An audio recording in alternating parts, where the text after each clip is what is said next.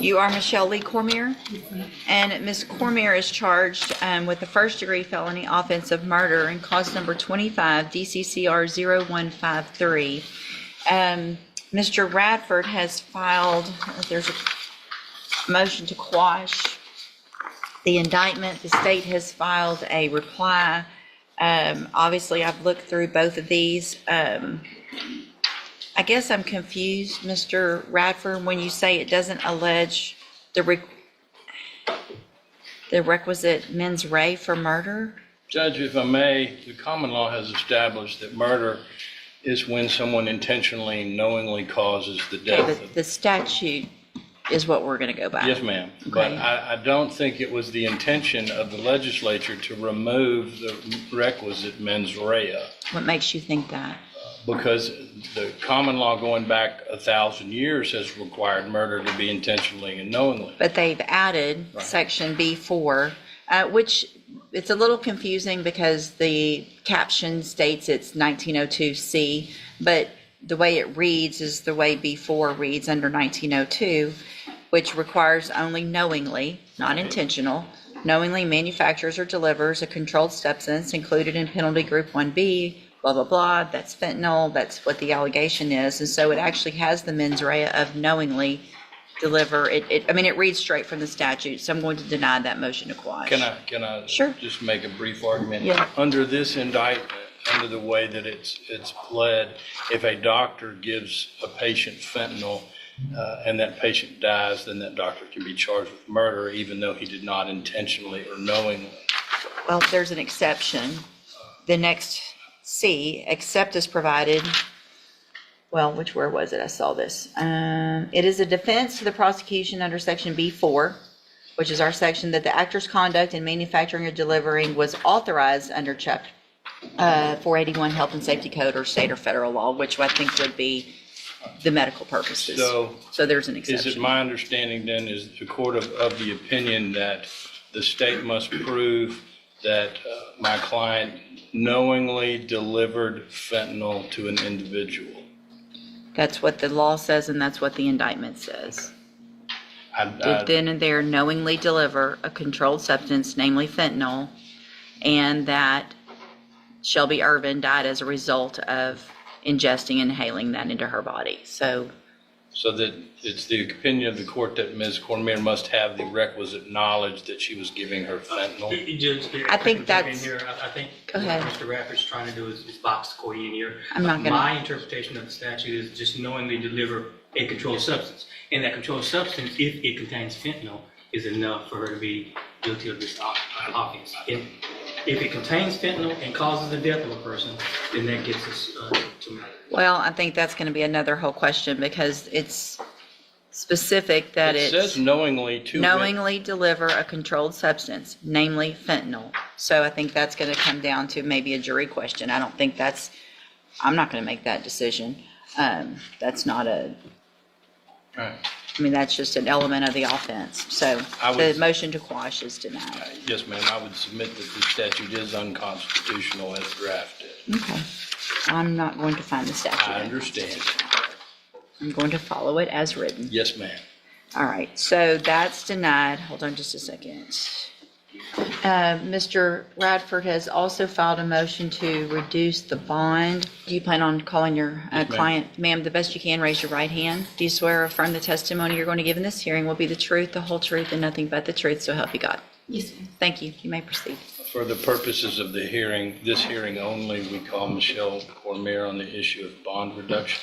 Can you state your name? Just so you know, once she's under, I don't let anybody go far, but if she's under oath, and I am allowed to take into consideration some of the underlying facts of the case. Yes, ma'am. We won't go far, but just don't want you to think that can't go there at all. Yes, ma'am, I Okay. understand. Can you state your name for the record? Michelle Lee Cormier. And you are the defendant in this case, is this correct? Yes, sir. And your bond is currently set at $500,000, is that correct? Yes, sir. Can you afford a $500,000 bond? No, sir. Do you have assets in your name that you could liquidate to make a bond? My family does. Your family Yes. can help you? Have you talked to your family about possibly helping you with a bond? Yes, sir. And how much, what kind of bond do you think your family can come up with? 100,000 or less. 100. That's what all of them have told me. 100,000, you think they can make a $100,000 bond? Would it assist your case in the presentation of your defense if you were bonded out and could assist me in working on your case? Yes, sir. Where were you born? I was born in Beaumont, Texas. Okay, have you lived here how long? I've been back down in this area since I was 13 years old, so. So you pretty much lived here your whole life? Yes, sir. And you have family in this area? Yes, sir. Jasper area, my aunt here in Beaumont, Where would you live if you made bond? the Golden Triangle, Beaumont, or Bader. Who would you live with? My aunt, my 83-year-old aunt that comes and sees me, or my son and his grandma in Bader. My aunt lives here in Beaumont, off of Major Drive. If the court set conditions of your bond, including a GPS monitor and random drug testing, would you agree with that? Yes, sir, I sure will. What is your criminal history? Have you been to TDC before? Yes, sir, I went for a burglary of habitation back in 2013. How much time did you serve? I made my first parole, and I served 2.5 on that 10 because they sent me to safety. And I successfully came off of parole July the 11th of 2023. That's a witness. I want to know, I'm trying to, I think it's probably in this reply. What was Ms. Cormier in custody for Or theft, if I'm not mistaken, Judge. when this happened? Yes, Okay. ma'am. So the allegations here are that you were in custody for theft. Can I rephrase that? No, Okay. just Okay. answer her Yes, question. ma'am. In custody, smuggled in some drugs of some type in your vagina that you gave to someone else that the allegation is led to her death that had fentanyl in it. Am I correct? That's it in a nutshell, Judge. All right, go ahead, Mr. Coleman. And you don't disagree with the judge's assessment that you, in fact, smuggled fentanyl into the jail? I'm going to object to that. I think you said the allegations are what he's trying to do now is bind her into a confession. I'll move on, Judge. Thank you. While you were in jail, did you provide a controlled substance or substances to other fellow inmates? Again, Judge, I'm going to object that is not relevant at this time. I'll move on, Judge. Thank you. Where did you get those drugs? I'm going to object at this time, Your Honor, to that. I It's think not any of relevant. those are going to go to her Fifth Amendment right against self-incrimination, Yes, Mr. One last Coleman. question. When you were arrested on the theft offense back in November of 2024, did you have a pending felony drug case in Orange County? Had you been arrested for methamphetamine possession in Orange County? Yes, ma'am. Yes, sir. That's all I asked. What's the status of that case? Do we Still know? pending as far as I know. Okay. I don't think it's been filed. But if it's orange, it could They're take- waiting on it could take drugs years. testing. Okay, anything else? No, ma'am. No, ma'am. All right, based on the criteria under 17.15, the information that I have, the nature of the offense, I'm going to deny the petition or the request for a reduction in bond. I think 500,000 is adequate based on the nature of all of those matters. All right, anything else then on this case? No, ma'am. No, Judge. Okay, we'll reset it for an announcement. Thank you. May I be excused? Yes, thank you. Judge, for the announcement purposes, I am waiting on a report from my expert, and I anticipate that will be early June. Okay, we'll just do a normal reset and we'll see where we are at that point. Thank you. You can go back with the bailiff. All right, so are you Howard Celestine? And Ms. Prazo, will your client waive the formal reading of the indictment in each case? Mr. Celestine, in cause number 24 DCCR 0919, you're charged with a third-degree felony offense of manufacturing or delivering a controlled substance from January 10th of 2024. That indictment alleges that you were previously convicted of aggravated sexual assault of a child, a first-degree felony, April 13th of 2009. And how do you plead to that charge? Are you pleading guilty freely and voluntarily? Yes. And because you did what they charged you with? Yes. And is that prior offense true, that prior conviction? The one that I read out, the aggravated sexual assault of a child, is that true, that that is a prior conviction of yours? Yes. Okay. And cause number 24, DCCR 1549, it says count one only, but then it says a 20-year term, so it has to be count one and That's two. right, that was my intent. If it's That's 20, correct. count one and two, Yes. okay. Oh, There's only one prior, right. so that's what makes that third degree turn into a The second. second degree. Oh, okay. Sorry. So pleading on count one would only be to the underlying offense. Right. Okay, so in 24 DCCR 1549, you're charged with a second degree felony offense of aggravated assault with a deadly weapon from June 24th of 2024. The indictment alleges that same prior conviction from April 13th of 2009. And how do you plead to that charge? Yes. Again, are you pleading guilty freely and voluntarily? Yes, ma'am. And again, is that prior conviction true? And did you enter your plea of guilty in this case freely and voluntarily? Yes, Judge. And because you actually did what they've charged you with? Yes.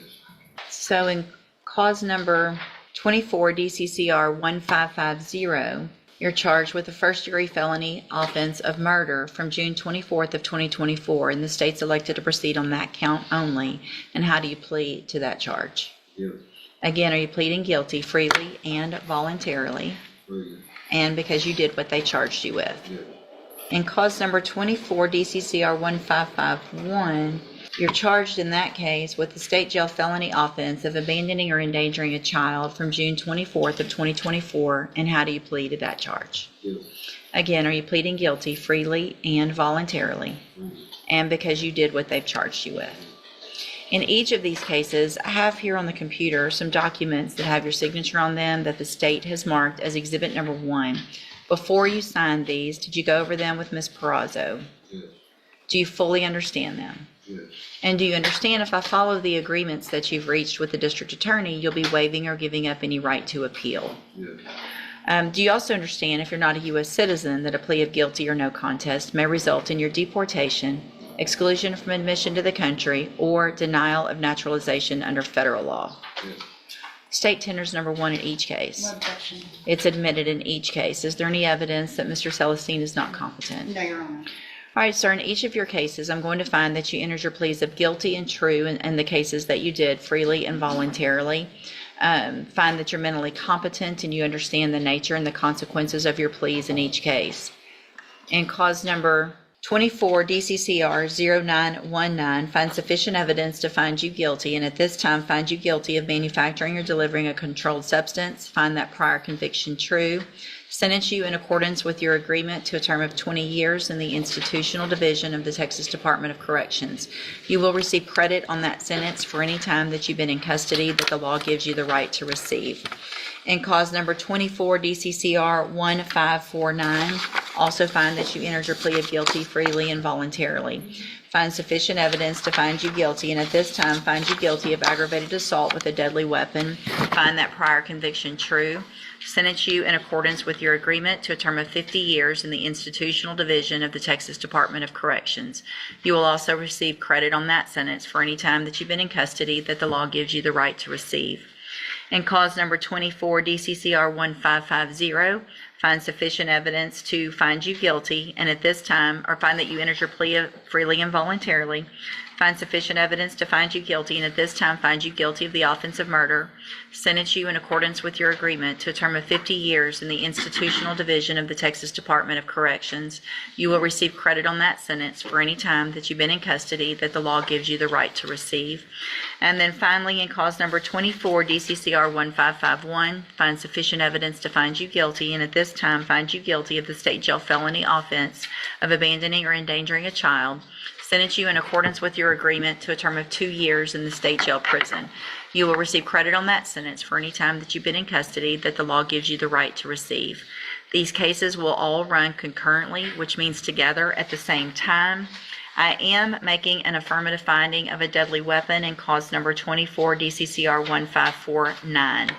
I'm handing you in all of your cases the trial court certifications that shows that these were agreements that I followed, and so you've waived your right to appeal. I have also handed you a written admonishment regarding your ineligibility to possess a firearm or ammunition. Because of the judgments entered against you, you're ineligible under Texas law to possess a firearm or ammunition. Possession of a firearm or ammunition could lead to charges against you. Firearm is a legal term. You should read the written admonishment I provide you to see what devices qualify as a firearm. If you have questions about the laws that make you ineligible to possess a firearm or ammunition, or about how long that lasts, you can talk to Ms. Perazzo. All right, good luck to you, sir. You can go back with the bailiff.